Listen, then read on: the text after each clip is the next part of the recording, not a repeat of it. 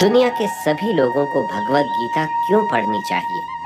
इंसान के सामने हर समय कुछ ना कुछ द्वंद्व चलता रहता है, जिसमें उसे समझ नहीं आता कि वह क्या करे, क्या ना करे। कभी सब कुछ एक पल में अच्छा लगता है, कभी बहुत खराब। कभी किसी इंसान का साथ अच्छा लगता है, कभी वही इंसान बुरा भी। कभी कोई चीज पसंद आती है, तो कभी उसी चीज से ऊबने लगता है। कभी कोई क्रिया या कर्म सुख देता है, तो कभी बोझ लगता है। तो ऐसे में इंसान का जीवन ऐसे ही द्वंद्व में उलझा रह जाता है, और वह अपने वास्तविक आनंद की जगह सिर्फ सुख दुख में फंसा रह जाता है। गीता इसी द्वंद्व से निकलने का सबसे सुंदर, मनोवैज्ञानिक और तर्क के आधार पर किया गया संवाद है, जो अद्वितीय है। उसमें मनुष्य को बताया गया है कि कैसे वह जीवन में संतुलन को अपनाकर निर्भय होकर आगे बढ़े, जिससे उसके द्वंद्व मिटेंगे, संशय मिटेंगे, राग द्वेष मिटेंगे, और जीवन की असली परिभाषा समझकर इस जीवन पथ पर चलने में आसानी होगी। श्रीमद् भगवद गीता हिंदू धर्म का एक पवित्र ग्रंथ है। गीता में 18 अध्याय और 700 श्लोक हैं, और सभी महत्वपूर्ण हैं। गीता में आत्मा, परमात्मा, भक्ति, कर्म, जीवन आदि का वृहद रूप से वर्णन किया गया है। आज 5000 साल से भी ज्यादा वक्त बीत गया है, लेकिन गीता के उपदेश आज भी हमारे जीवन में उतने ही प्रासंगिक हैं। अगर हिंदू धर्म के इस महान ग्रंथ गीता के उपदेशों को अपने जीवन में सम्मिलित कर लिया जाए, तो मूर्ख व्यक्ति के जीवन का भी बेड़ा पार हो सकता है।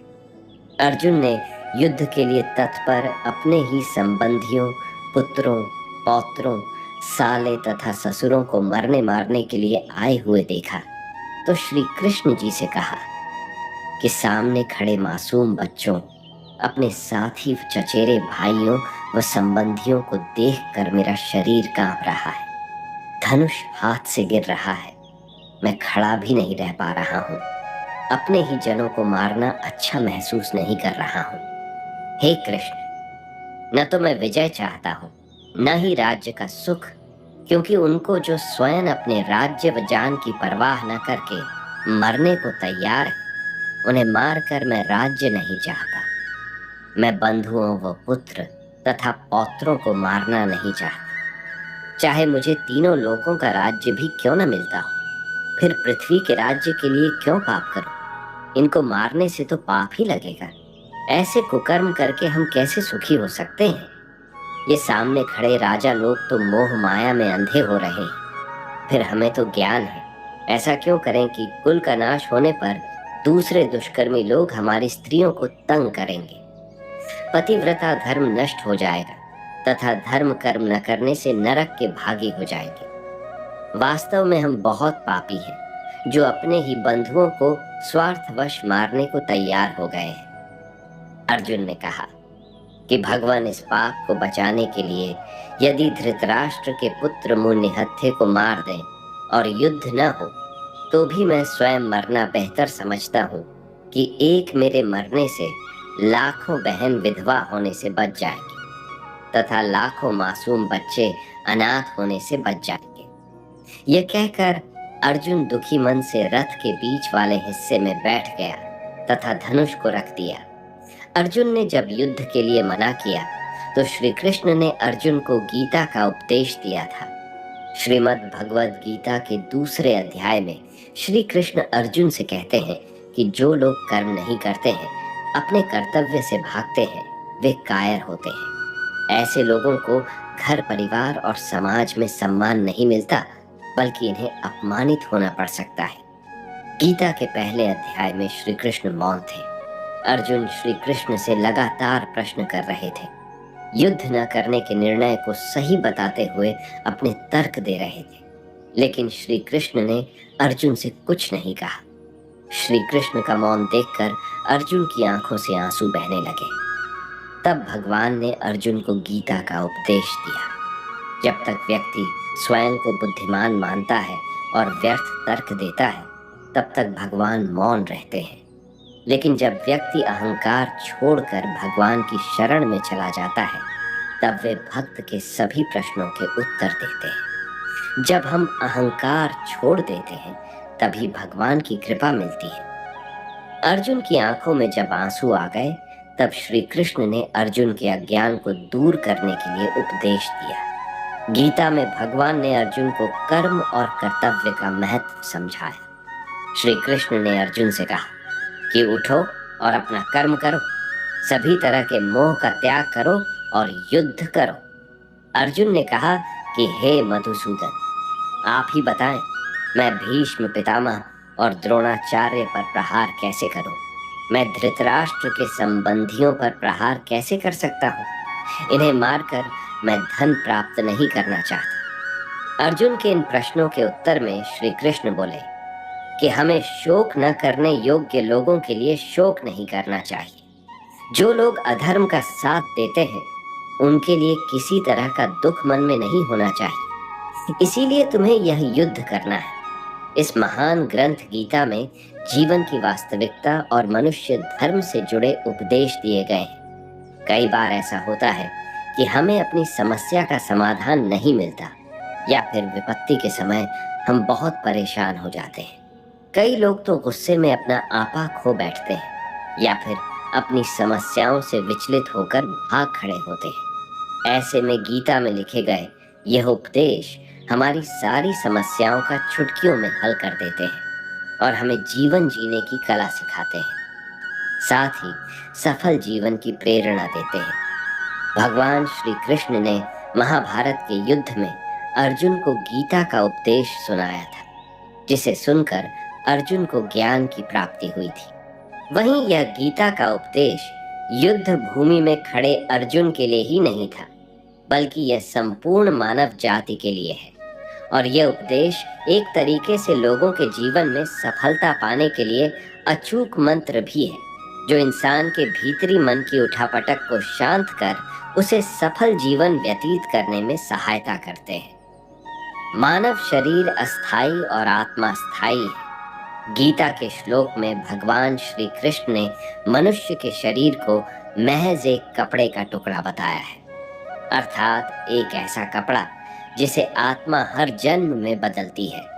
अर्थात मानव शरीर आत्मा का अस्थाई वस्त्र है जिसे हर जन्म में बदला जाता है। इसका आशय यह है कि हमें शरीर से नहीं, उसकी आत्मा से व्यक्ति की पहचान करनी चाहिए। जो लोग मनुष्य के शरीर से आकर्षित होते हैं या फिर मनुष्य के भीतरी मन को नहीं समझते हैं, ऐसे लोगों के लिए गीता का यह उपदेश बड़ी सीख देने वाला है। जीवन का एकमात्र सत्य है, वह है मृत्यु। गीता सार में श्री कृष्ण ने कहा है कि हर इंसान के धारा जन्म मरण के चक्र को जान लेना बेहद आवश्यक है, क्योंकि मनुष्य के जीवन का मात्र एक ही सत्य है और वह है मृत्यु। क्योंकि जिस इंसान ने इस दुनिया में जन्म लिया है उसे एक दिन इस संसार को छोड़कर जाना ही है और यही इस दुनिया का अटल सत्य है। लेकिन इस बात से भी नहीं नकारा जा सकता है कि हर इंसान अपनी मौत से भयभीत रहता है। अर्थात मनुष्य के जीवन की अटल सच्चाई से भयभीत होना इंसान की वर्तमान खुशियों को भी खराब कर देता है। इसलिए किसी भी तरह का डर नहीं रखना चाहिए। गुस्से पर काबू करना चाहिए, क्योंकि क्रोध से व्यक्ति का नाश हो जाता है। भगवान श्री कृष्ण ने गीता के उपदेश में कहा है कि क्रोध से भ्रम पैदा होता है और भ्रम से बुद्धि का विनाश होता है। वहीं जब बुद्धि काम नहीं करती है तब तर्क नष्ट हो जाता है और व्यक्ति का नाश हो जाता है। इस तरह हर व्यक्ति को अपने गुस्से पर काबू करना चाहिए, क्योंकि क्रोध भी भ्रम पैदा करता है। इंसान गुस्से में कई बार ऐसे काम करते हैं जिससे उन्हें काफी हानि पहुंचती है। वहीं अगर क्रोध पर काबू नहीं किया गया तो इंसान कई गलत कदम उठा लेता है। वहीं जब क्रोध की भावना इंसान के मन में पैदा होती है तो हमारा मस्तिष्क भी सही और गलत के बीच अंतर करना छोड़ देता है। इसलिए इंसान को हमेशा क्रोध के हालातों से बचकर हमेशा शांत रहना चाहिए, क्योंकि गुस्से में लिया गया फैसला इंसान को गहरी क्षति पहुंचाता है। व्यक्ति अपने कर्मों को नहीं छोड़ सकता है। श्री कृष्ण ने गीता में बताया है कि कोई भी व्यक्ति अपने कर्म को नहीं छोड़ सकता है। अर्थात जो साधारण समझकर लोग कर्म में लगे रहते हैं, उन्हें उस मार्ग से हटाना ठीक नहीं है, क्योंकि वे ज्ञानवादी नहीं बन सकते। वहीं अगर उनका कर्म भी छूट गया तो वे दोनों तरफ से भटक जाएंगे, और प्रकृति व्यक्ति को कर्म करने के लिए बाध्य करती है। जो व्यक्ति कर्म से बचना चाहता है, वह ऊपर से तो कर्म छोड़ देता है, लेकिन मन ही मन उसमें डूबा रहता है। अर्थात जिस तरह व्यक्ति का स्वभाव होता है, वह उसी के अनुरूप अपने कर्म करता है। मनुष्य को देखने का नजरिया गीता सार में मनुष्य को देखने के नजरिए पर भी संदेश दिया गया है। इसमें लिखा गया है, जो ज्ञानी व्यक्ति ज्ञान और कर्म को एक रूप में देखता है, उसी का नजरिया सही है। और जो ज्ञानी पुरुष होता है, उसे ज्ञान नहीं होने की वजह से वह हर किसी चीज को गलत नजरिए से देखता है। इंसान को अपने मन को काबू में रखना चाहिए। गीता सार में उन लोगों के लिए संदेश दिया गया है जो लोग अपने मन को काबू में नहीं रखते हैं, क्योंकि ऐसे लोगों का मन इधर उधर भटकता रहता है और उनके लिए वह शत्रु के समान काम करता है। मन व्यक्ति के मस्तिष्क पर भी गहरा प्रभाव डालता है। जब व्यक्ति का मन होता है तो उसका मस्तिष्क भी सही तरीके से काम करता है। खुद का आकलन करें। गीता सार में यह भी उपदेश दिया गया है कि मनुष्य को पहले खुद का आकलन करना चाहिए और खुद की क्षमता को जानना चाहिए, क्योंकि मनुष्य को अपने आत्मज्ञान की तलवार से काटकर अपने हृदय से अज्ञान के संदेह को अलग कर देना चाहिए। जब तक मनुष्य खुद के बारे में नहीं जानेगा, तब तक उसका उद्धार नहीं हो सकता है। अच्छे कर्म करें और फल की इच्छा ना करें। जो लोग कर्म नहीं करते और पहले से ही परिणाम के बारे में सोचते हैं, ऐसे लोगों के लिए गीता सार का यह उपदेश बड़ी सीख देने वाला है। इसमें श्री कृष्ण ने कहा है कि इंसान को अपने अच्छे कर्म करते रहना चाहिए और यह नहीं सोचना चाहिए कि इसका क्या परिणाम होगा, क्योंकि कर्म का फल हर इंसान को मिलता है। इसलिए इंसान को इस तरह की चिंता को अपने मन में जगह नहीं देनी चाहिए कि उसके कर्म का फल क्या होगा, या फिर किसी काम को करने के बाद वह खुश रहेंगे या नहीं। अर्थात कर्म करने के दौरान इंसान को इसके परिणाम के बारे में बिल्कुल भी चिंता नहीं करना चाहिए और किसी भी काम को चिंता मुक्त होकर शुरू करना चाहिए। मनुष्य की इंद्रियों का संयम ही कर्म और ज्ञान का निचोड़ है। जाहिर है कि मनुष्य के सुख और दुख में मन की स्थिति एक जैसी नहीं रहती है। सुख में मनुष्य ज्यादा उत्साहित हो जाता है और दुख में वह बेकाबू हो जाता है। इसलिए सुख और दुख दोनों में ही मनुष्य के मन की समान स्थिति हो, इसे योग ही कहा जाता है। वहीं जब मनुष्य सभी सांसारिक इच्छाओं का त्याग करके बिना फल की इच्छा के कोई काम करता है, तो उस समय वह मनुष्य योग में स्थित कहलाता है। और जो मनुष्य मन को वश में कर लेता है, उसका मन ही उसका सबसे अच्छा मित्र बन जाता है। लेकिन जो मनुष्य अपने मन को वश में नहीं कर पाता है, उसके लिए वह मन ही उसका सबसे बड़ा दुश्मन बन जाता है। वहीं जो मनुष्य अपने अशांत मन को वश में कर लेते हैं, उनको परमात्मा की प्राप्ति होती है। और जिस मनुष्य को ज्ञान की प्राप्ति हो जाती है, उसके लिए सुख दुख, सर्दी गर्मी और मान अपमान सब एक समान हो जाते हैं। ऐसा मनुष्य स्थिर चित्त और इंद्रियों को वश में करके ज्ञान द्वारा परमात्मा को प्राप्त करके हमेशा संतुष्ट रहता है। खुद पर पूरा भरोसा रखें और अपने लक्ष्य को पाने के लिए लगातार प्रयास करें। गीता सार के इस उपदेश को अगर कोई भी व्यक्ति अपने जीवन में पालन करे, तो निश्चय ही वह एक सफल व्यक्ति बन सकता है। जो लोग पूरे विश्वास के साथ अपने लक्ष्य को पाने का प्रयास करते हैं, वह निश्चय ही अपने लक्ष्य को पा लेते हैं। लेकिन मनुष्य को अपने लक्ष्य को हासिल करने के लिए लगातार चिंतन करते रहना चाहिए। तनाव से दूर रहने का संदेश भगवान श्री कृष्ण ने गीता सार में कहा है कि लोगों को तनाव से दूर रहना चाहिए, क्योंकि तनाव इंसान को सफल होने से रोकता है। अपना काम को प्राथमिकता दें और इसे पहले करें। भगवत गीता में श्री कृष्ण ने यह उपदेश दिया है कि अपने काम को पहले प्राथमिकता दें और पहले अपने काम को पूरा करने की कोशिश करें, तभी दूसरे का काम करें। क्योंकि जो लोग पहले अपने काम को नहीं करते और दूसरे का काम करते रहते हैं, वे लोग अक्सर परेशान रहते हैं। लोक में जितने देवता हैं, सब एक ही भगवान की विभूतियां हैं। श्रीमद् भगवत गीता में भगवान श्री कृष्ण ने यह भी उपदेश दिया है कि सब एक ही भगवान की विभूतियां हैं। जो लोग भगवान के अलग अलग रूपों की पूजा करते हैं और उनकी अलग अलग शक्तियों में भरोसा रखते हैं, ऐसे लोगों के लिए यह जान लेना बेहद जरूरी है कि सभी एक ही भगवान की विभूतियां हैं। मनुष्य के अच्छे गुण और अवगुण भगवान की शक्ति के ही रूप है। इसका सार यह है कि लोक में जितने देवता हैं, सभी एक ही भगवान की विभूतियां हैं। वहीं कोई पीपल को पूज रहा है तो कोई पहाड़ को, कोई नदी या समुद्र को। असंख्य देवता हैं जिनका कोई अंत नहीं है। लोग अपनी अपनी आस्था के मुताबिक देवी देवताओं के अलग अलग स्वरूपों की पूजा करते हैं, लेकिन सभी एक ही भगवान की विभूतियां हैं। जो लोग भगवान का सच्चे मन से ध्यान लगाते हैं, वह पूर्ण सिद्ध योगी माने जाते हैं। गीता सार में भगवान श्री कृष्ण ने यह भी उपदेश दिया है कि जो लोग सच्चे मन से भगवान की आराधना करते हैं और अपना पूरा ध्यान भगवान की भक्ति में लगाते हैं, वे लोग पूर्ण सिद्ध योगी माने जाते हैं। वहीं जो मनुष्य परमात्मा के सर्वव्यापी, अकल्पनीय, निराकार, अविनाशी, अचल स्थित स्वरूप की उपासना करता है और अपनी सभी इंद्रियों को वश में करके सभी परिस्थितियों में समान भाव से रहते हुए सभी प्राणियों के हित में लगा रहता है, उस पर ईश्वर की कृपा जरूर बरसती है। आपको बता दें कि गीता सार में महाभारत के युद्ध में भगवान श्री कृष्ण ने अर्जुन से कहा कि हे अर्जुन, अपने मन को मुझ में ही स्थिर कर और अपनी बुद्धि को मुझ में ही लगा।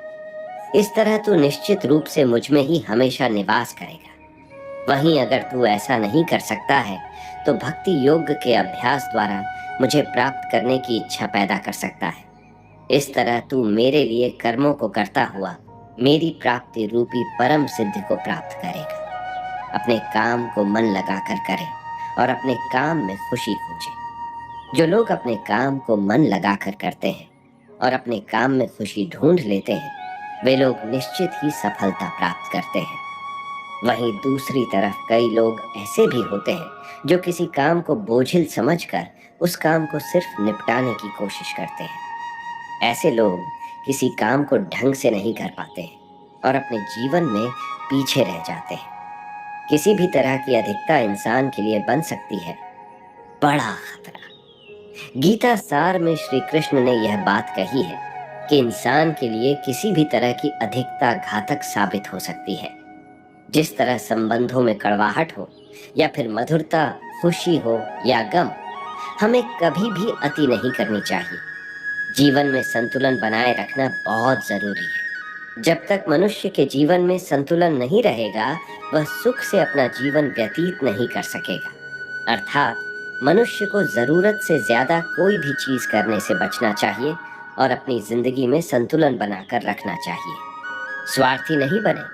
श्री कृष्ण ने गीता सार में उन लोगों के लिए इस उपदेश के माध्यम से बड़ी सीख दी है जो लोग दूसरों की भलाई पर ध्यान नहीं देते और सिर्फ अपना मतलब साधने में लगे रहते हैं। उन लोगों का कभी भला नहीं होता। आपको बता दें कि इंसान का स्वार्थ उसे अन्य लोगों से दूर ले जाकर नकारात्मक हालातों की तरफ धकेलता है, जिसके चलते व्यक्ति अकेला रह जाता है। वहीं गीता में यह भी कहा गया है कि स्वार्थ शीशे में फैली धूल की तरह है, जिसकी वजह से व्यक्ति अपना प्रतिबिंब भी नहीं देख पाता है। वहीं अगर आप चाहते हैं कि आप भी अपना जीवन खुशीपूर्वक व्यतीत करें, तो इसके लिए यह जरूरी है कि आप अपने स्वार्थ को कभी अपने पास नहीं आने दें, क्योंकि स्वार्थी मनुष्य दोस्ती भी सिर्फ अपना स्वार्थ निकालने के लिए करते हैं। ईश्वर हमेशा मनुष्य का साथ देता है। आपने अक्सर यह सुना होगा कि जिसका कोई नहीं होता उसका भगवान होता है। गीता सार में भी यह कहा गया है कि ईश्वर हमेशा मनुष्यों का साथ देता है। वहीं जब व्यक्ति इस प्रभावशाली सत्य को मान लेता है तो उसका जीवन पूरी तरह बदल जाता है। सृष्टि निर्माता ईश्वर ही है जो संपूर्ण जगत को चला रहा है। वहीं इंसान तो बस ईश्वर की हाथ की एक कठपुतली है। इसीलिए इंसान को कभी अपने भविष्य या फिर अतीत की चिंता नहीं करनी चाहिए, क्योंकि हर विकट परिस्थिति में ईश्वर इंसान का साथ देता है और उसे मुश्किल से बाहर निकालता है। इसलिए हम सभी को ईश्वर पर भरोसा रखना चाहिए। संदेह की आदत इंसान के दुख का कारण बनती है। जिन लोगों में शक या संदेह की आदत होती है, या फिर जो लोग जरूरत से ज्यादा शक करते हैं, ऐसे लोगों के लिए श्री कृष्ण ने गीता में कहा है कि पूर्ण सत्य की खोज या फिर संदेह की आदत इंसान के दुख का कारण बनती है, क्योंकि शक करना एक ऐसी आदत है जो कि मजबूत से मजबूत रिश्ते को भी खोखला कर देती है। वहीं जिज्ञासा होना भी लाजमी है, लेकिन पूरी तरह सत्य की खोज या फिर संदेह ही इंसान के दुख का कारण बनती है, और शक करने वाले इंसान बाद में इसका पश्चाताप करते हैं। भगवान श्री कृष्ण के द्वारा श्रीमद् भगवत गीता में जो भी उपदेश दिए हैं, अगर इन उपदेशों को लोग अपने जीवन में उतार लें तो वे निश्चित ही अपने जीवन में सफल हो सकते हैं। गीता सार के यह उपदेश वाकई एक सफल जीवन के निर्माण करने में अपनी अहम भूमिका निभाते हैं। भगवान श्री कृष्ण अर्जुन से कह रहे हैं कि जो व्यक्ति किसी से भी द्वेष नहीं करता, सबके साथ दयालु व्यवहार करता है, जो खुद को स्वामी नहीं मानता और अहम मुक्त है, जो सुख दुख में संभाव रहता है, आत्म संतुष्ट व जिसको स्वयं की इंद्रियों पर संयम है, वह जो मुझ में मन तथा बुद्धि को स्थिर करके भक्ति करता है, ऐसा भक्त मुझे प्रिय है। यदि सब माँ बाप अपने बच्चों को इस तरह पालेंगे, वो उन्हें ऐसी अच्छी शिक्षा देंगे, तो समाज बेहतरीन होगा और दुनिया बिल्कुल अलग होगी। परंतु इसके लिए माँ बाप को भी शिक्षा अर्जित करनी होगी। वे जो शिक्षा देना चाहते हैं उसका पालन करना होगा। गीता हो या रामायण में प्रभु राम का चरित्र इतना ज्ञान होने के बाद, इतना बड़ा योद्धा होने के बाद भी, दयालु शांत हनुमान जी का खुद एक राजा पुत्र होने के बाद भी श्री राम जी को समर्पण, वह भी बिना किसी स्वामित्व भाव के, श्री राम का अपने माता पिता व सीता माँ के प्रति समर्पण, सीता माँ का बच्चों के प्रति व अपने आत्म सम्मान के लिए सजगता, श्री राम का प्रजा के प्रति कर्तव्य कि उनके लिए कोई धोबी हो या सेनापति, सबकी बात सुनी जाती थी, चाहे उसके लिए उन्हें अपने सबसे प्रिय व्यक्ति से सवाल जवाब करने। अक्सर लोग समझते हैं कि श्री राम ने सीता माँ को धोबी के कहने पर छोड़ा। वे लोग बिल्कुल भटके हुए होते हैं। श्री राम ने सीता माँ को कभी नहीं छोड़ा, बल्कि उनसे बहुत स्नेह किया। वह सीता माँ के प्रति हमेशा समर्पित रहे। उन्होंने अपना राज धर्म निभाया और सीता माँ ने वह किया जो उन्हें अपने आत्म सम्मान के लिए ठीक लगा। ध्यान देने वाली बात है कि रामायण केवल एक राष्ट्र धर्म के लिए न्याय प्रिय व मर्यादा पुरुषोत्तम भगवान राम को मिसाल बनाने की नहीं है, बल्कि एक औरत का हक, आत्म सम्मान की कहानी भी है। मेरे हिसाब से हर माता पिता को अपने बच्चों को रामायण की बातें व गीता की सीख देनी चाहिए, क्योंकि बच्चे जो देखते सुनते हैं उसका प्रभाव उनके मन व आचरण पर अवश्य पड़ता है। हमारे बच्चों को भगवत गीता और रामायण के बारे में सिखाना क्यों महत्वपूर्ण है? आजकल के घरों में अधिकांश बच्चे मार्वल के hero, Superman, iron man, Spiderman, Hulk इत्यादि चरित्रों से अधिक प्रभावित दिखाई देते हैं। उन्हीं की कहानियां सीरियल या मूवी देखते हैं। हैरी पॉटर की कहानियां देखना आज भी उन्हें पसंद है, पर इनके साथ ही हमारे बच्चों को रामायण और महाभारत के बारे में सिखाना भी उतना ही जरूरी है। बच्चों को रामायण के बारे में क्यों सिखाना जरूरी है? जवाब है, बच्चों में अच्छे नैतिक मूल्य, माता पिता का सम्मान, बुराई पर अच्छाई की जीत, अपने वचन पर कायम रहना, परिवार में भाईचारा आदि गुणों के बारे में सिखाने के लिए रामायण से बेहतर उदाहरण और कहीं देखने के लिए नहीं मिलेगा। तो पहले रामायण की बात करते हैं। हमारे बच्चों को रामायण की खूबियों के बारे में इसलिए बताना जरूरी है क्योंकि हमारे जीवन के कई आधार उनके पात्रों के चरित्रों और कर्म गाथा से प्रभावित है। हिंदुओं का सबसे बड़ा त्योहार दीपावली इसलिए मनाया जाता है कि इस दिन राजा राम अपनी पत्नी सीता और भाई लक्ष्मण के साथ राक्षस रावण को मारकर अयोध्या लौटे थे। देखा जाए तो रामायण हमें अनेक सीख देती है, लेकिन हम यहाँ सबसे महत्वपूर्ण बातों को बताना चाहेंगे जो किसी भी बाल सुलभ मन में गहरी छाप छोड़ सकता है। बुराई पर अच्छाई की जीत। बच्चों को यह बताना जरूरी है कि बुराई पर हमेशा अच्छाई की ही जीत होती है। जब माता सीता पर रावण ने बुरी नजर डाली और उसका अपहरण करके ले गए, लेकिन अंत में भगवान राम ने रावण को पराजित कर सीता को वापस पा लिया। बुराई कितनी भी शक्तिशाली या बड़ी क्यों ना हो, लेकिन अच्छी नीयत और गुणों के कारण सच्चाई की ही जीत होती है। विविधता में एकता की सीख। रामायण में राजा दशरथ की तीनों रानियों और चारों बेटों का चरित्र अलग अलग होता है, लेकिन इस विविधता के बावजूद उनमें एकजुटता रहती है। यह हर परिवार के लिए दुख के समय से बाहर निकलने की सीख देता है। धन दौलत से बढ़कर रिश्ते होते हैं। रामायण में भाइयों के बीच ऐसा प्यार था जहां लालच, गुस्सा या विश्वासघात घर नहीं कर पाए। यह एक बड़ा उदाहरण है। एक तरफ जहां लक्ष्मण ने 14 साल तक भाई राम के साथ वनवास किया, वहीं दूसरे भाई कैकेयी के पुत्र भरत ने राजगद्दी को ठुकरा दिया और भगवान राम के वापस लौटने के बाद उन्हें ही राजगद्दी सौंप दी। भाइयों के प्यार की यह सीख हमें लालच और सांसारिक सुखों के बजाय रिश्तों को महत्व देने के लिए प्रेरित करती है। अच्छी या बुरी संगति के महत्व का असर।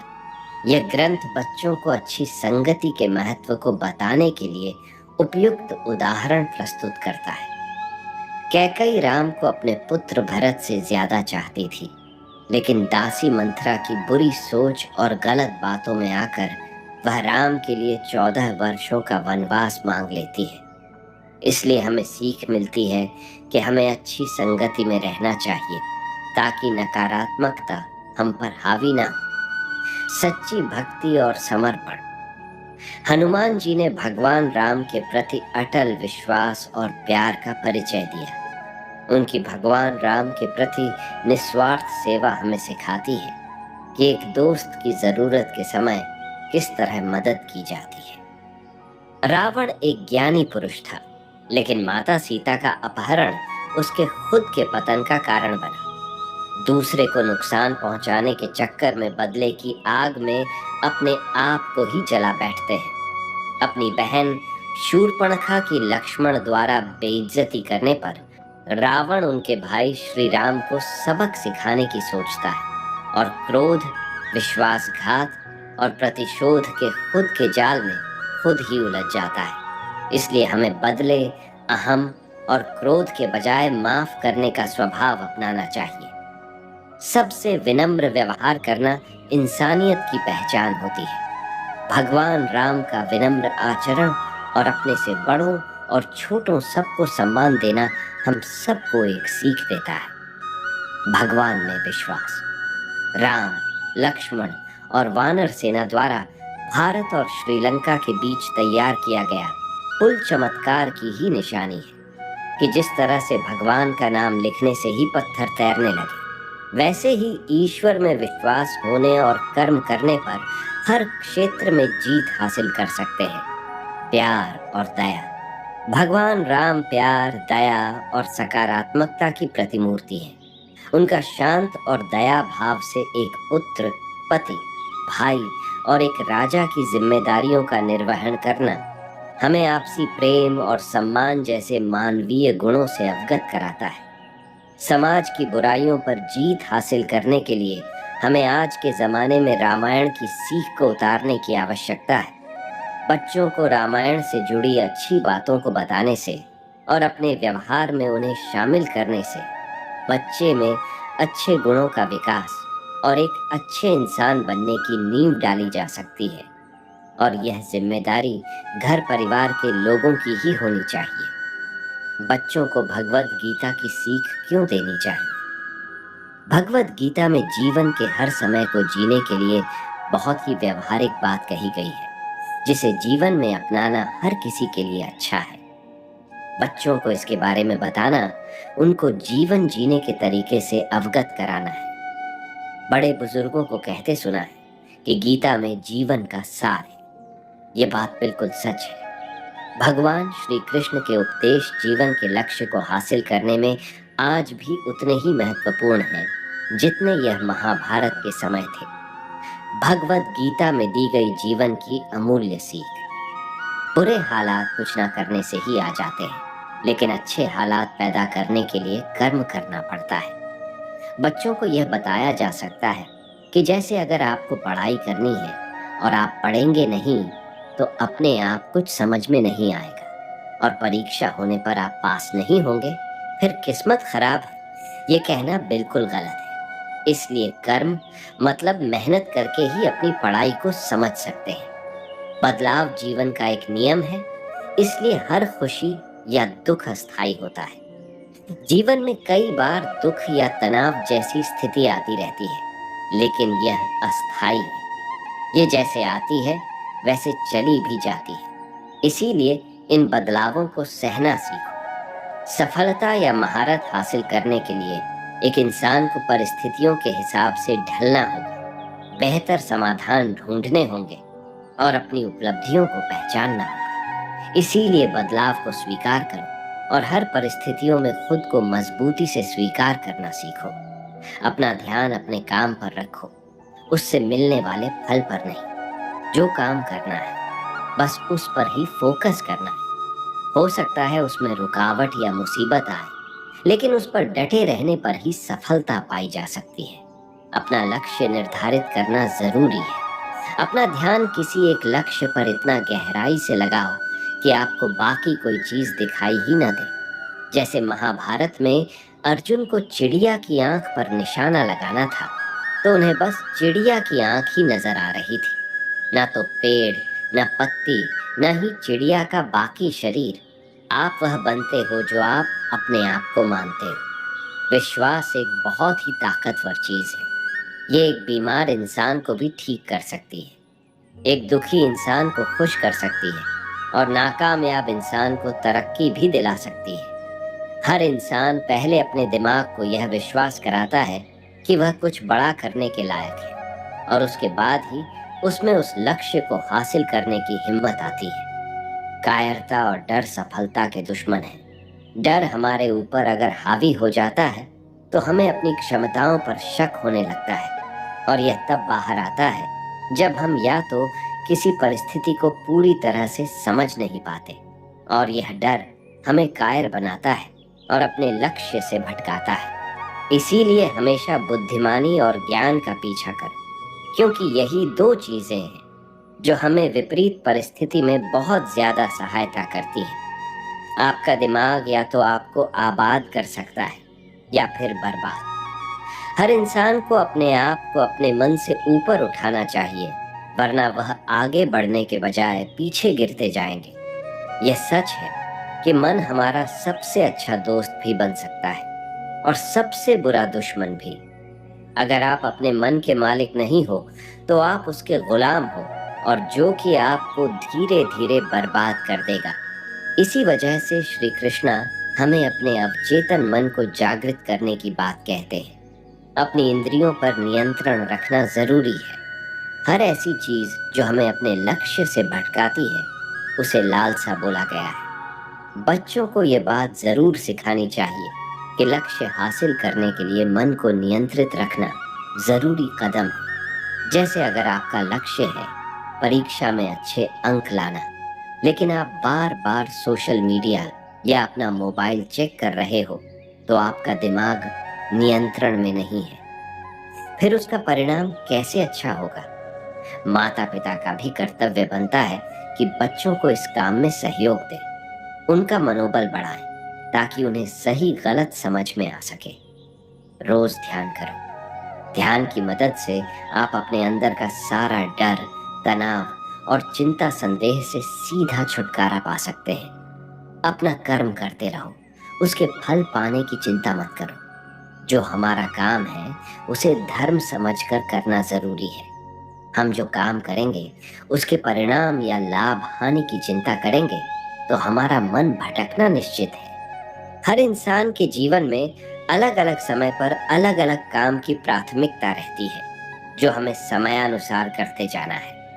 हम जैसा कर्म करेंगे हमें उसका उचित परिणाम जरूर मिलेगा। श्री कृष्ण कहते हैं कि पृथ्वी हम इंसानों की कर्म भूमि है और यहाँ हमें हमारे कर्मों से ही जाना है। आपकी जिंदगी आपके चुनाव का परिणाम होती है। हमारे पास वह शक्तियां हैं जो हमें विपरीत परिस्थितियों को बदलने का साहस देती है, क्योंकि हर इंसान अपने निर्णय का ही परिणाम पाता है। इसीलिए बच्चे जब बड़े हो जाते हैं तो उन्हें यह समझाना बहुत जरूरी है कि उन्हें ही अपनी क्षमता पहचान कर अपने जीवन की दिशा निर्धारित करनी है। यही दिशा जीवन में आने वाले समय में उस दिशा का परिणाम निर्धारित करेगी। आज के युग में भी रामायण और भगवत गीता में कही गई अच्छी बातों का उतना ही महत्व है। हमारे घर के बुजुर्गों तथा माता पिता का कर्तव्य बनता है कि वह अपने बच्चों को इनसे अवगत जरूर कराएं। हम नहीं कराएंगे तो कौन कराएगा? गीता से हमें यह ज्ञान मिलता है कि व्यक्ति को केवल अपने काम और कर्म पर ध्यान देना चाहिए। साथ ही कर्म करते समय इस बात का ध्यान रखना चाहिए कि हम जो भी कर्म कर रहे हैं उसका फल भी हमें निश्चित ही प्राप्त होगा। गीता हमें बताती है कि जीवन क्या है और इसे कैसे जीना चाहिए। आत्मा और परमात्मा का मिलन कैसे होते हैं, अच्छे और बुरे की समझ क्यों जरूरी है। इन सभी गूढ़ सवालों के जवाब हमें गीता से प्राप्त होते हैं। लेकिन सवाल यह है कि गीता का पूर्णता ज्ञान कैसे प्राप्त किया जा सकता है और इसके लिए इसे कितनी बार पढ़ना चाहिए। जब हम पहली बार गीता पढ़ते हैं तो इसे हम एक अंधे व्यक्ति के रूप में पढ़ते हैं, यानी हम केवल इतना ही समझ पाते हैं कि कौन किसके पिता, कौन किसकी बहन और कौन किसका भाई है। पहली बार गीता पढ़ने पर इससे ज्यादा कुछ समझ में नहीं आता। जब हम दूसरी बार गीता पढ़ते हैं तो मन में कुछ सवाल जागृत होंगे कि ऐसा क्यों किया गया या ऐसा क्यों हुआ। जब हम तीसरी बार गीता पढ़ेंगे तो इसके अर्थ को समझने लगेंगे। हालांकि हर व्यक्ति को इसका अर्थ अपने तरीके से ही समझ आएगा। जब चौथी बार हम गीता पढ़ेंगे तो हर एक पात्र से जुड़ी भावनाओं को समझ पाएंगे, जैसे अर्जुन के मन में या दुर्योधन के मन में क्या चल रहा है। पांचवी बार गीता को पढ़ने से पूरा कुरुक्षेत्र हमारे मन में खड़ा हो जाता है और हमारे मन में अलग अलग कल्पनाएं होती है। छठवीं बार गीता पढ़ने से हम भगवान को अपने सामने अनुभव करने लगते हैं और हमें ऐसा लगता है कि भगवान हमारे सामने यह सब बता रहे हैं। आठवीं बार गीता को पढ़ने से हमें यह एहसास हो जाता है कि कृष्ण कहीं बाहर नहीं बल्कि हमारे भीतर ही है और हम उनके भीतर। भगवत गीता पढ़ने के लिए सुबह का समय सबसे उत्तम माना जाता है, क्योंकि इस समय मन, मस्तिष्क और वातावरण में शांति व सकारात्मकता होती है। गीता का पाठ हमेशा स्नान के बाद और शांत चित्त मन से ही करना चाहिए। पाठ करते समय बीच बीच में इधर उधर की बातें नहीं करनी चाहिए और न ही किसी कार्य के लिए बार बार उठना चाहिए। साफ सफाई वाले स्थान और जमीन पर आसन बिछाकर ही गीता का पाठ करना चाहिए। गीता के प्रत्येक अध्याय को शुरू करने से पहले और बाद भगवान श्री कृष्ण और गीता के चरण कमलों को स्पर्श करना चाहिए। कुरुक्षेत्र के युद्ध क्षेत्र में पांडवों और कौरवों की दो सेनाएं एक दूसरे का सामना करती हैं। कई संकेत पांडवों की जीत का संकेत देते हैं। पांडवों के चाचा और कौरवों के पिता धृतराष्ट्र को अपने बेटों की जीत की संभावना पर संदेह है और उन्होंने अपने सचिव संजय से युद्ध के मैदान के दृश्य का वर्णन करने के लिए कहा। 5 पांडव भाइयों में से एक अर्जुन लड़ाई से ठीक पहले एक संकट से गुजरता है। वह अपने परिवार के सदस्यों और शिक्षकों के प्रति करुणा से अभिभूत है, जिनकी उसे हत्या करनी है। कृष्ण के सामने कई अच्छे और नैतिक कारण प्रस्तुत करने के बाद कि वह युद्ध क्यों नहीं करना चाहते हैं, अर्जुन ने दुख से अभिभूत होकर अपने हथियार अलग रख दिए। अर्जुन की युद्ध के प्रति अनिच्छा उसके दयालु हृदय को दर्शाती है। ऐसा व्यक्ति दिव्य ज्ञान प्राप्त करने के योग्य होता है। कृष्ण को अर्जुन के तर्कों से सहानुभूति नहीं है, बल्कि उन्होंने अर्जुन को याद दिलाया कि उसका कर्तव्य युद्ध करना है और उसे अपने दिल की कमजोरी पर काबू पाने का आदेश दिया। अर्जुन अपने रिश्तेदारों को मारने के प्रति घृणा और कृष्ण की इच्छा कि वह युद्ध करे के बीच उलझा हुआ है। व्यथित और भ्रमित अर्जुन ने कृष्ण से मार्गदर्शन मांगा और उनका शिष्य बन गया।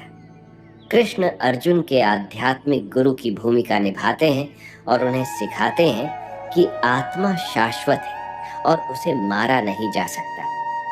युद्ध में मरने से योद्धा को स्वर्ग की प्राप्ति होती है। इसलिए अर्जुन को खुश होना चाहिए कि जिन लोगों को वह मारने जा रहा है उन्हें श्रेष्ठ जन्म प्राप्त होंगे। एक व्यक्ति सदैव एक व्यक्ति होता है, केवल उसका शरीर नष्ट होता है। इस प्रकार शोक करने की कोई बात नहीं है। अर्जुन का युद्ध न करने का निर्णय ज्ञान और कर्तव्य की कीमत पर भी अपने रिश्तेदारों के साथ जीवन का आनंद लेने की इच्छा पर आधारित है। ऐसी मानसिकता व्यक्ति को भौतिक संसार से बांधे रखती है। कृष्ण अर्जुन को बुद्धि योग में संलग्न होने, परिणामों के प्रति आसक्ति के बिना काम करने की सलाह देते हैं। इस प्रकार युद्ध करके अर्जुन स्वयं को जन्म और मृत्यु के चक्र से मुक्त कर लेगा और भगवान के राज्य में प्रवेश करने के योग्य बन जाएगा। अर्जुन अब भी असमंजस में है। उनका मानना है कि बुद्धि योग का अर्थ है कि व्यक्ति को सक्रिय जीवन से निवृत्त हो जाना चाहिए और तपस्या का अभ्यास करना चाहिए। लेकिन कृष्ण कहते हैं नहीं झगड़ा करना, लेकिन इसे त्याग की भावना से करो और सभी परिणाम परमेश्वर को अर्पित करो। यह सर्वोत्तम शुद्धि है। आसक्ति रहित होकर कर्म करने से मनुष्य को परम की प्राप्ति होती है। भगवान की प्रसन्नता के लिए बलिदान करने से भौतिक समृद्धि और पाप पूर्ण प्रतिक्रियाओं से मुक्ति की गारंटी मिलती है। आत्मज्ञानी व्यक्ति भी अपना कर्तव्य कभी नहीं छोड़ता। वह दूसरों को शिक्षित करने के लिए कार्य करता है। तब अर्जुन ने भगवान से पूछा कि ऐसा क्या है जो किसी को पाप पूर्ण कार्यों में संलग्न होने का कारण बनता है। कृष्ण उत्तर देते हैं कि यह वासना ही है जो व्यक्ति को पाप करने के लिए प्रेरित करती है। यह वासना व्यक्ति को भ्रमित कर देती है और उसे भौतिक संसार में उलझा देती है। वासना स्वयं को इंद्रियों, मन और बुद्धि में प्रस्तुत करती है, लेकिन आत्मनियंत्रण द्वारा इसका प्रतिकार किया जा सकता है। भगवत गीता का विज्ञान सबसे पहले कृष्ण ने सूर्य देव विवस्वान को सुनाया था। विवस्वान ने अपने वंशजों को विज्ञान सिखाया, जिन्होंने इसे मानवता को सिखाया। ज्ञान संचारित करने की इस प्रणाली को शिष्य उत्तराधिकार कहा जाता है। जब भी और जहां भी धर्म का पतन होता है और अधर्म का उदय होता है, कृष्ण भौतिक प्रकृति से अछूते अपने मूल पारलौकिक रूप में प्रकट होते हैं। जो व्यक्ति भगवान की दिव्य प्रकृति को समझता है, वह मृत्यु के समय भगवान के शाश्वत निवास को प्राप्त करता है। प्रत्येक व्यक्ति प्रत्यक्ष या अप्रत्यक्ष रूप से कृष्ण के प्रति समर्पण करता है और कृष्ण उसके समर्पण के अनुसार प्रत्युत्तर देते हैं। कृष्ण ने लोगों को उनके मनोदैहिक स्वभाव के अनुसार संलग्न करने के लिए सामाजिक और आध्यात्मिक जीवन के विभाजन के साथ वर्णाश्रम नामक एक प्रणाली बनाई। काम के परिणामों को परमेश्वर को अर्पित करके लोग धीरे धीरे पारलौकिक ज्ञान के स्तर तक पहुंच जाते हैं। अज्ञानी और आस्थाहीन लोग जो शास्त्रों के प्रकट ज्ञान पर संदेह करते हैं, वे कभी खुश नहीं हो सकते, न ही ईश्वरीय चेतना प्राप्त कर सकते हैं। अर्जुन अभी भी असमंजस में है कि क्या बेहतर है, कर्म का त्याग या भक्ति में कर्म। कृष्ण बताते हैं कि भक्ति सेवा बेहतर है, क्योंकि सब कुछ कृष्ण का है, इसलिए त्यागने योग्य कुछ भी अपना नहीं है। इस प्रकार जो कुछ भी उसके पास है उसे कृष्ण की सेवा में उपयोग करना चाहिए। ऐसी चेतना में कार्य करने वाला व्यक्ति त्यागी होता है। यह प्रक्रिया, जिसे कर्म योग कहा जाता है, व्यक्ति को सकाम कर्म के परिणाम पुनर्जन्म में उलझने से बचने में मदद करती है। जो व्यक्ति अपने मन और इंद्रियों को नियंत्रित करके भक्ति में कार्य करता है, वह दिव्य चेतना में है। यद्यपि उसकी इंद्रियां इंद्रिय विषयों में लगी हुई है, फिर भी वह अलग है, शांति और खुशी में स्थित है। रहस्यमयी योग की प्रक्रिया में भौतिक गतिविधियों की समाप्ति शामिल है। फिर भी सच्चा रहस्यवादी वह नहीं है जो कोई कर्तव्य नहीं निभाता। एक सच्चा योगी कर्तव्य के अनुसार कार्य करता है, परिणाम के प्रति आसक्ति या इंद्रिय तृप्ति की इच्छा के बिना। वास्तविक योग में हृदय के भीतर परमात्मा से मिलना और उसकी आज्ञा का पालन करना शामिल है। यह नियंत्रित मन की सहायता से प्राप्त किया जाता है। ज्ञान और अनुभूति के माध्यम से व्यक्ति भौतिक अस्तित्व के द्वंद्वों से अप्रभावित हो जाता है। खाने, सोने, काम और मनोरंजन के नियमन से योगी अपने शरीर, दिमाग और गतिविधियों पर नियंत्रण हासिल कर लेता है और पारलौकिक आत्म पर अपने ध्यान में स्थिर हो जाता है। अंततः वह समाधि प्राप्त कर लेता है, जो कि पारलौकिक अनुभूति के माध्यम से पारलौकिक आनंद का आनंद लेने की क्षमता की विशेषता है। सर्वोच्च योगी वह है जो सदैव परमात्मा कृष्ण के बारे में सोचता है। कृष्ण स्वयं को सभी भौतिक और आध्यात्मिक ऊर्जाओं के मूल के रूप में प्रकट करते हैं। यद्यपि उनकी ऊर्जा 3 अवस्थाओं अच्छाई, जुनून और अज्ञान के साथ भौतिक प्रकृति को प्रकट करती है, कृष्ण भौतिक नियंत्रण के अधीन नहीं है, लेकिन बाकी सभी है, सिवाय उन लोगों के जिन्होंने उसके प्रति समर्पण कर दिया है। कृष्ण हर चीज का सार है। पानी का स्वाद, आग में गर्मी, आकाश में ध्वनि, सूर्य और चंद्रमा की रोशनी, मनुष्य में क्षमता, पृथ्वी की मूल सुगंध, बुद्धिमानों की बुद्धि और सभी जीवित चीजों का जीवन।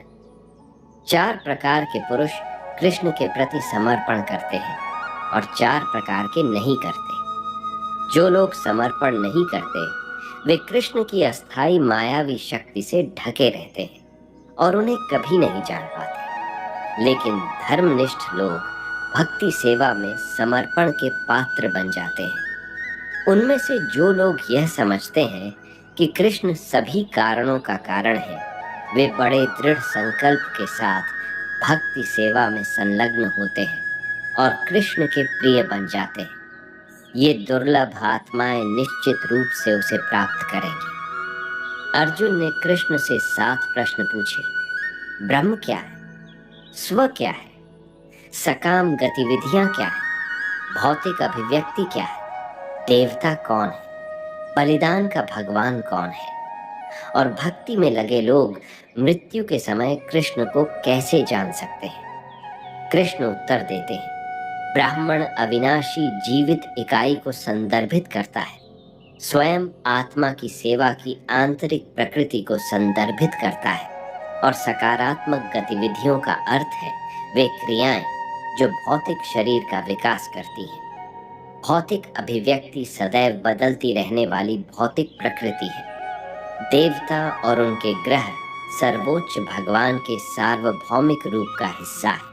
और यज्ञ के भगवान स्वयं परमात्मा के रूप में कृष्ण है। जहां तक मृत्यु के समय कृष्ण को जानने की बात है, यह व्यक्ति की चेतना पर निर्भर करता है। सिद्धांत यह है, जब कोई व्यक्ति अपना शरीर त्यागता है तो वह अपनी जिस अवस्था को याद रखता है वह निश्चित रूप से उसी अवस्था को प्राप्त कर लेता है।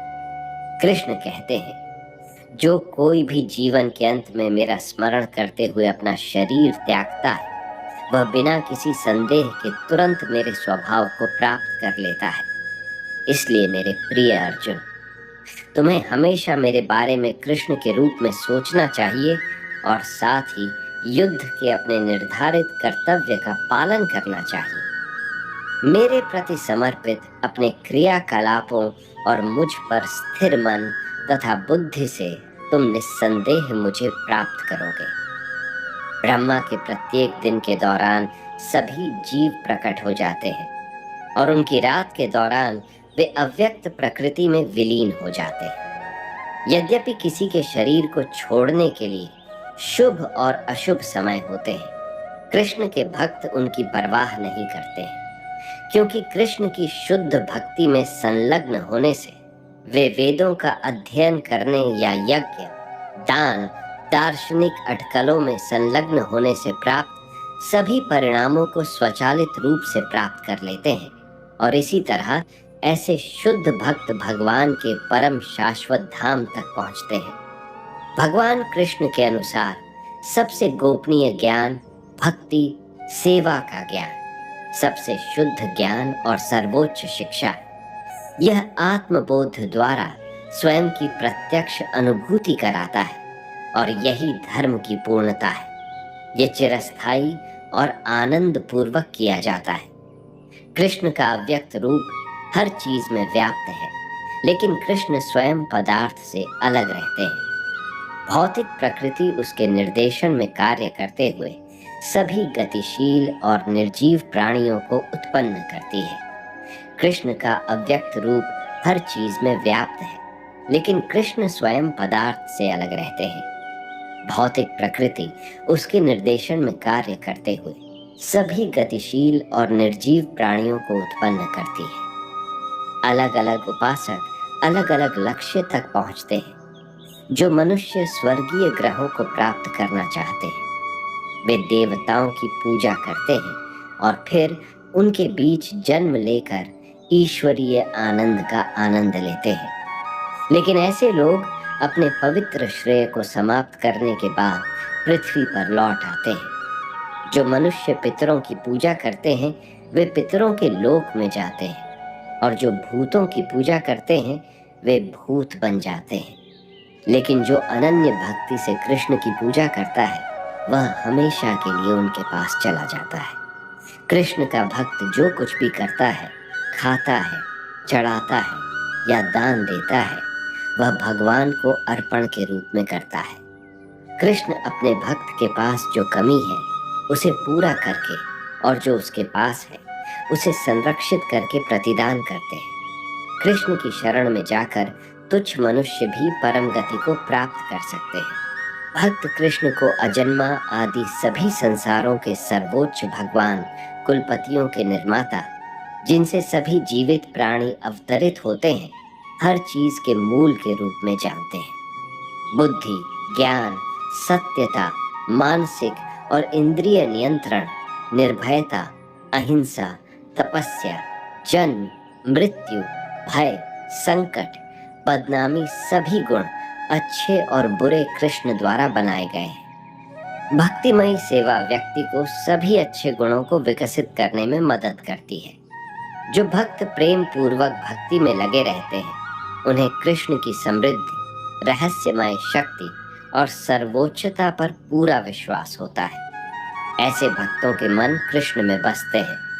उनका जीवन उनकी सेवा के लिए समर्पित है और वे एक दूसरे को प्रबुद्ध करके और उनके बारे में बातचीत करके बहुत आनंद और संतुष्टि प्राप्त करते हैं। शुद्ध भक्ति सेवा में लगे भक्तों को भले ही वैदिक सिद्धांतों की शिक्षा या ज्ञान की कमी हो, कृष्ण द्वारा भीतर से मदद की जाती है। जो व्यक्तिगत रूप से अज्ञानता से पैदा हुए अंधेरे को नष्ट कर देते हैं। अर्जुन ने कृष्ण की स्थिति को भगवान के सर्वोच्च व्यक्तित्व, परम निवास और परम सत्य, शुद्धतम, पारलौकिक और मूल व्यक्ति, अजन्मा, महानतम, मूल और सभी के भगवान के रूप में महसूस किया है। अब अर्जुन और अधिक जानना चाहता है।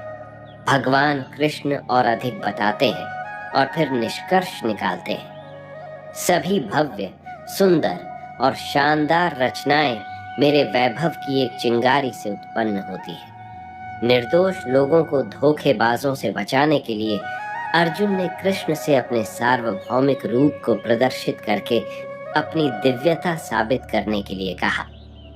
एक ऐसा रूप जिसे भगवान होने का दावा करने वाले किसी भी व्यक्ति को दिखाने के लिए तैयार रहना चाहिए। कृष्ण अर्जुन को दिव्य दृष्टि देते हैं, जिसके द्वारा वह शानदार, चमकदार, असीमित, सार्वभौमिक रूप को देख सकता है, जो एक ही स्थान पर वह सब कुछ प्रकट करता है जो कभी था या अब है या होगा।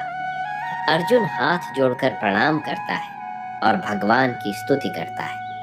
तब कृष्ण ने खुलासा किया कि 5 पांडवों को छोड़कर युद्ध के मैदान में इकट्ठे हुए सभी सैनिक मारे जाएंगे। इसलिए कृष्ण अर्जुन को अपने साधन के रूप में लड़ने के लिए प्रोत्साहित करते हैं और उसे जीत और एक समृद्ध राज्य की गारंटी देते हैं। अर्जुन ने कृष्ण से अपना भयावह रूप वापस लेने और अपना मूल रूप दिखाने का अनुरोध किया। इसके बाद भगवान अपना 4 भुजाओं वाला रूप प्रदर्शित करते हैं और अंत में अपना मूल 2 भुजाओं वाला रूप प्रदर्शित करते हैं। भगवान के सुंदर मानवीय रूप को देखकर अर्जुन शांत हो जाता है। जो व्यक्ति शुद्ध भक्ति में लगा हुआ है वह इस रूप को देख सकता है। अर्जुन पूछता है, कौन अधिक परिपूर्ण है? भगवान के व्यक्तिगत स्वरूप की पूजा और सेवा करने वाला भक्त या निराकार ब्रह्म का ध्यान करने वाला पारलौकिकवादी?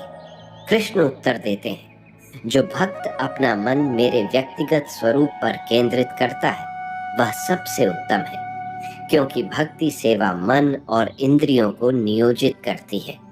ये एक देहधारी आत्मा के लिए सर्वोच्च गंतव्य तक पहुंचने का आसान प्राकृतिक तरीका है।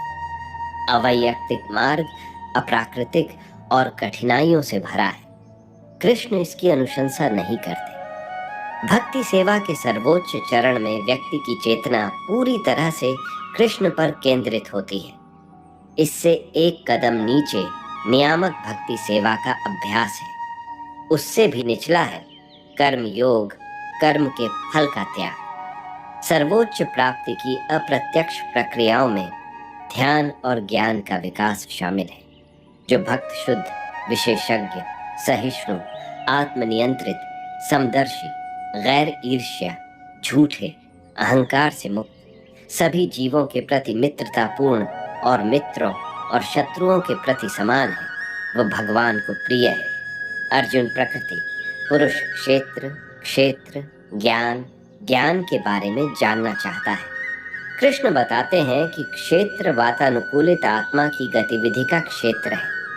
इसके भीतर जीव और परमेश्वर दोनों रहते हैं, जिन्हें क्षेत्र ज्ञान क्षेत्र के ज्ञाता कहा जाता है। ज्ञान, ज्ञान का अर्थ है शरीर और उसके जानने वालों की समझ। ज्ञान में विनम्रता, अहिंसा, सहनशीलता, स्वच्छता, आत्मनियंत्रण, झूठे अहंकार की अनुपस्थिति और सुखद और अप्रिय घटनाओं के बीच समचित्तता जैसे गुण शामिल होते हैं। ज्ञान, ज्ञान का विषय परमात्मा है। प्रकृति, प्रकृति सभी भौतिक कारणों और प्रभावों का कारण है। 2 पुरुष या भोक्ता जीव और परमात्मा है। एक व्यक्ति जो यह देख सकता है कि व्यक्तिगत आत्मा और परमात्मा विभिन्न प्रकार के भौतिक शरीरों में, जिनमें वे सफलता पूर्वक रहते हैं, अपरिवर्तित रहते हैं और कहा जाता है कि उनके पास अनंत काल का दर्शन है।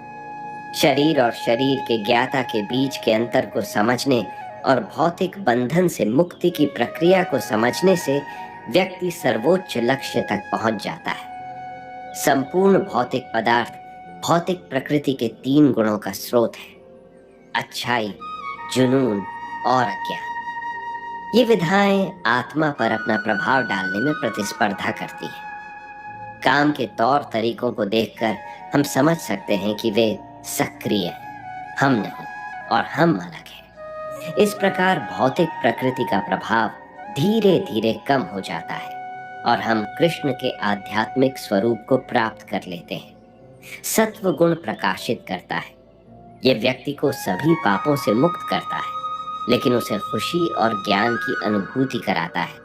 जो व्यक्ति सतोगुण में मरता है वह उच्च लोकों को प्राप्त करता है। रजोगुण से प्रभावित व्यक्ति असीमित भौतिक सुख, विशेषकर यौन सुख की असीमित इच्छाओं से ग्रस्त रहता है। इन इच्छाओं को पूरा करने के लिए उसे हमेशा कड़ी मेहनत करने के लिए मजबूर किया जाता है, जो उसे पाप पूर्ण प्रतिक्रियाओं से बांधता है, जिसके परिणाम स्वरूप दुख होता है। रजोगुणी व्यक्ति पहले से प्राप्त पद से कभी संतुष्ट नहीं होता। मृत्यु के बाद वह फिर से सकाम गतिविधियों में लगे व्यक्तियों के बीच पृथ्वी पर जन्म लेता है। तमोगुण का अर्थ है भ्रम। यह पागलपन, आलस्य और मूर्खता को बढ़ावा देता है। यदि कोई अज्ञानता की अवस्था में मर जाता है तो उसे पशु साम्राज्य या नारकीय लोक में जन्म लेना पड़ता है। जो व्यक्ति तीनों गुणों को पार कर जाता है वह अपने व्यवहार में स्थिर होता है, अस्थायी, भौतिक शरीर से अलग होता है और मित्रों तथा शत्रुओं के प्रति समान रूप से प्रवृत्त होता है। ऐसे दिव्य गुणों को भक्ति सेवा में पूर्ण संलग्नता से प्राप्त किया जा सकता है। इस भौतिक संसार का वृक्ष वास्तविक वृक्ष आध्यात्मिक संसार का प्रतिबिंब मात्र है। जिस तरह एक पेड़ का प्रतिबिंब पानी पर स्थित होता है, उसी तरह आध्यात्मिक दुनिया का भौतिक प्रतिबिंब इच्छा पर स्थित होता है, और कोई नहीं जानता कि यह कहाँ शुरू या समाप्त होता है। यह प्रतिबिंबित वृक्ष भौतिक प्रकृति के तीन गुणे द्वारा पोषित होता है। इसकी पत्तियां वैदिक रचनाएं हैं और इसकी टहनियां इंद्रियों की वस्तुएं हैं। जो व्यक्ति स्वयं को इस वृक्ष से अलग करना चाहता है, उसे वैराग्य के हथियार से इसे काट देना चाहिए और सर्वोच्च भगवान की शरण लेनी चाहिए। इस दुनिया में हर कोई अचूक है, लेकिन आध्यात्मिक दुनिया में हर कोई अचूक है, और अन्य सभी से परे सर्वोच्च व्यक्ति कृष्ण है। सृजित प्राणियों के दो वर्ग, दैवीय और आसुरी, अलग अलग गुणों से संपन्न है। अर्जुन जैसे धर्मात्मा पुरुषों में ईश्वरीय गुण होते हैं।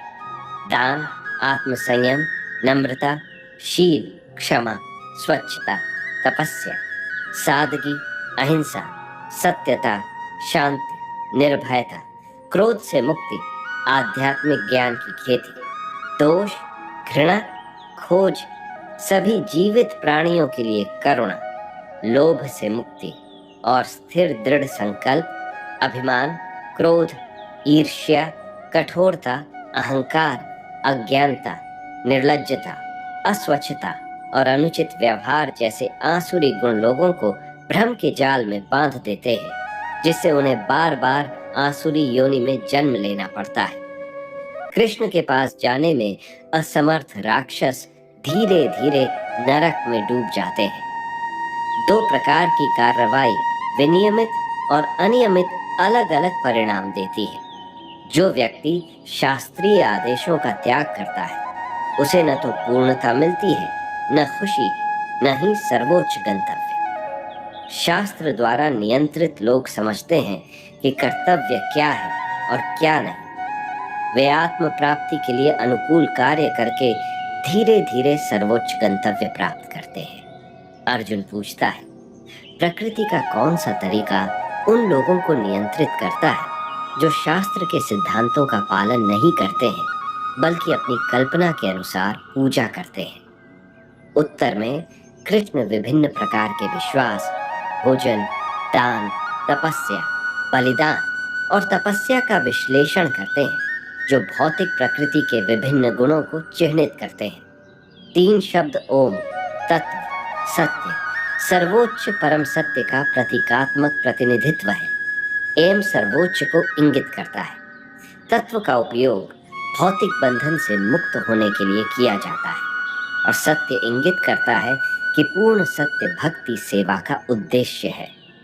ईश्वर में विश्वास के बिना किया गया कोई भी यज्ञ, दान या तपस्या असत्य, अनित्य कहलाती है। अर्जुन ने कृष्ण से त्याग और संन्यास के उद्देश्य के बारे में पूछा। कृष्ण इन्हें और कर्म के 5 कारणों, कर्म को प्रेरित करने वाले 3 कारकों और कर्म के 3 घटकों की व्याख्या करते हैं। वह भौतिक प्रकृति के 3 गुणों में से प्रत्येक के अनुसार कार्रवाई, समाज, दृढ़ संकल्प, खुशी और काम का भी वर्णन करता है। व्यक्ति अपना कार्य करके पूर्णता प्राप्त करता है, दूसरे का नहीं, क्योंकि निर्धारित कर्तव्य कभी भी पाप पूर्ण प्रतिक्रियाओं से प्रभावित नहीं होते हैं। इस प्रकार व्यक्ति को परिणाम की आसक्ति या अपेक्षा के बिना कर्तव्य की तरह काम करना चाहिए। मनुष्य को अपना कर्तव्य कभी नहीं छोड़ना चाहिए। आत्म साक्षात्कार का सर्वोच्च मंच कृष्ण की शुद्ध भक्ति है। तदनुसार कृष्ण अर्जुन को हमेशा उन पर निर्भर रहने, उनके संरक्षण में काम करने और उनके प्रति सचेत रहने की सलाह देते हैं। यदि अर्जुन कृष्ण के लिए लड़ने से इनकार करता है तो भी उसे युद्ध में घसीटा जाएगा, क्योंकि एक क्षत्रिय के रूप में लड़ना उसका स्वभाव है। फिर भी वह यह निर्णय लेने के लिए स्वतंत्र है कि वह क्या करना चाहता है। कृष्ण की कृपा से अर्जुन का भ्रम और संदेह दूर हो जाता है और वह कृष्ण के निर्देशों के अनुसार लड़ने का विकल्प चुनता है। आत्मा पर अपना प्रभाव डालने में प्रतिस्पर्धा करती है। काम के तौर तरीकों को देखकर हम समझ सकते हैं कि वे सक्रिय हैं, हम नहीं, और हम अलग हैं। इस प्रकार भौतिक प्रकृति का प्रभाव धीरे धीरे कम हो जाता है और हम कृष्ण के आध्यात्मिक स्वरूप को प्राप्त कर लेते हैं। सत्व गुण प्रकाशित करता है। यह व्यक्ति को सभी पापों से मुक्त करता है, लेकिन उसे खुशी और ज्ञान की अनुभूति कराता है। जो व्यक्ति सतोगुण में मरता है वह उच्च लोकों को प्राप्त करता है। रजोगुण से प्रभावित व्यक्ति असीमित भौतिक सुख, विशेषकर यौन सुख की असीमित इच्छाओं से ग्रस्त रहता है। इन इच्छाओं को पूरा करने के लिए उसे हमेशा कड़ी मेहनत करने के लिए मजबूर किया जाता है, जो उसे पापपूर्ण प्रतिक्रियाओं से बांधता है, जिसके परिणाम स्वरूप दुख होता है। रजोगुणी व्यक्ति पहले से प्राप्त पद से कभी संतुष्ट नहीं होता। मृत्यु के बाद वह फिर से सकाम गतिविधियों में लगे व्यक्तियों के बीच पृथ्वी पर जन्म लेता है। तमोगुण का अर्थ है भ्रम, यह पागलपन, आलस्य और मूर्खता को बढ़ावा देता है। यदि कोई अज्ञानता की अवस्था में मर जाता है तो उसे पशु साम्राज्य या नारकीय लोक में जन्म लेना पड़ता है। जो व्यक्ति तीनों गुणों को पार कर जाता है वह अपने व्यवहार में स्थिर होता है, अस्थायी भौतिक शरीर से अलग होता है और मित्रों तथा शत्रुओं के प्रति समान रूप से प्रवृत्त होता है। ऐसे दिव्य गुणों को भक्ति सेवा में पूर्ण संलग्नता से प्राप्त किया जा सकता है। इस भौतिक संसार का वृक्ष, वास्तविक वृक्ष, आध्यात्मिक संसार का प्रतिबिंब मात्र है। जिस तरह एक पेड़ का प्रतिबिंब पानी पर स्थित होता है, उसी तरह आध्यात्मिक दुनिया का भौतिक प्रतिबिंब इच्छा पर स्थित होता है और कोई नहीं जानता कि यह कहाँ शुरू या समाप्त होता है। ये प्रतिबिंबित वृक्ष भौतिक प्रकृति के 3 गुणे द्वारा पोषित होता है। इसकी पत्तियां वैदिक रचनाएं हैं और इसकी टहनियां इंद्रियों की वस्तुएं हैं। जो व्यक्ति स्वयं को इस वृक्ष से अलग करना चाहता है उसे वैराग्य के हथियार से इसे काट देना चाहिए और सर्वोच्च भगवान की शरण लेनी चाहिए। इस दुनिया में हर कोई अचूक है, लेकिन आध्यात्मिक दुनिया में हर कोई अचूक है और अन्य सभी से परे सर्वोच्च व्यक्ति कृष्ण है। सृजित प्राणियों के 2 वर्ग, दैवीय और आसुरी, अलग अलग गुणों से संपन्न है। अर्जुन जैसे धर्मात्मा पुरुषों में ईश्वरीय गुण होते हैं। दान, आत्मसंयम, नम्रता, शील, क्षमा, स्वच्छता, तपस्या, सादगी, अहिंसा, सत्यता, शांति, निर्भयता, क्रोध से मुक्ति, आध्यात्मिक ज्ञान की खेती, दोष, घृणा, खोज, सभी जीवित प्राणियों के लिए करुणा, लोभ से मुक्ति और स्थिर दृढ़ संकल्प, अभिमान, क्रोध, ईर्ष्या, कठोरता, अहंकार, अज्ञानता, निर्लज्जता, अस्वच्छता और अनुचित व्यवहार जैसे आसुरी गुण लोगों को भ्रम के जाल में बांध देते हैं, जिससे उन्हें बार बार आसुरी योनि में जन्म लेना पड़ता है। कृष्ण के पास जाने में असमर्थ राक्षस धीरे धीरे नरक में डूब जाते हैं। दो प्रकार की कार्रवाई विनियमित और अनियमित अलग अलग परिणाम देती है। जो व्यक्ति शास्त्रीय आदेशों का त्याग करता है उसे न तो पूर्णता मिलती है, न खुशी, न ही सर्वोच्च गंतव्य। शास्त्र द्वारा नियंत्रित लोग समझते हैं कि कर्तव्य क्या है और क्या नहीं। वे आत्म प्राप्ति के लिए अनुकूल कार्य करके धीरे धीरे सर्वोच्च गंतव्य प्राप्त करते हैं। अर्जुन पूछता है, प्रकृति का कौन सा तरीका उन लोगों को नियंत्रित करता है जो शास्त्र के सिद्धांतों का पालन नहीं करते हैं, बल्कि अपनी कल्पना के अनुसार पूजा करते हैं? उत्तर में कृष्ण विभिन्न प्रकार के विश्वास, भोजन, दान, तपस्या, बलिदान और तपस्या का विश्लेषण करते हैं, जो भौतिक प्रकृति के विभिन्न गुणों को चिह्नित करते हैं। 3 शब्द ओम, तत्व, सत्य, सर्वोच्च परम सत्य का प्रतीकात्मक प्रतिनिधित्व है। एम सर्वोच्च को इंगित करता है। तत्व का उपयोग भौतिक बंधन से मुक्त होने के लिए किया जाता है और सत्य इंगित करता है कि पूर्ण सत्य भक्ति सेवा का उद्देश्य है। ईश्वर में विश्वास के बिना किया गया कोई भी यज्ञ, दान या तपस्या असत्य, अनित्य कहलाती है। अर्जुन ने कृष्ण से त्याग और संन्यास के उद्देश्य के बारे में पूछा। कृष्ण इन्हें और कर्म के 5 कारणों, कर्म को प्रेरित करने वाले 3 कारकों और कर्म के 3 घटकों की व्याख्या करते हैं। वह भौतिक प्रकृति के 3 गुणों में से प्रत्येक के अनुसार कार्रवाई, समाज, दृढ़ संकल्प, खुशी और काम का भी वर्णन करता है। व्यक्ति अपना कार्य करके पूर्णता प्राप्त करता है, दूसरे का नहीं, क्योंकि निर्धारित कर्तव्य कभी भी पाप पूर्ण प्रतिक्रियाओं से प्रभावित नहीं होते हैं। इस प्रकार व्यक्ति को परिणाम की आसक्ति या अपेक्षा के बिना कर्तव्य की तरह काम करना चाहिए। मनुष्य को अपना कर्तव्य कभी नहीं छोड़ना चाहिए। आत्म साक्षात्कार का सर्वोच्च मंच कृष्ण की शुद्ध भक्ति है।